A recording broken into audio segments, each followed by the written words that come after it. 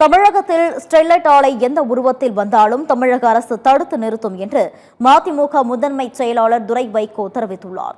தூத்துக்குடி மாவட்டம் கோவில்பட்டியில் செய்தியாளர்களை சந்தித்த அவர், புதிய பெயரில் தொழிற்சாலை தொடங்க முயற்சிக்கும் ஸ்டெர்லைட் நிறுவனத்தின் எண்ணம் நிறைவேறாது என்றும் தெரிவித்தார். அங்க மண் வளமும் சரி, நீர் வளமும் சரி, எல்லாமே மாசுபடுதாங்க அந்த ஸ்டெர்லைட் இதனால. இதெல்லாம் கோர்ட்டு கேஸ், சுப்ரீம் கோர்ட் வரைக்கும் போய் அவங்க தீர்ப்பு கொடுத்து முடிஞ்சு போச்சு. இப்ப என்னடானா அது புதுசா கிரீன் காப்பர் அப்படின்னு சொல்லிட்டு இது ஒரு ஹம்பக் தான்.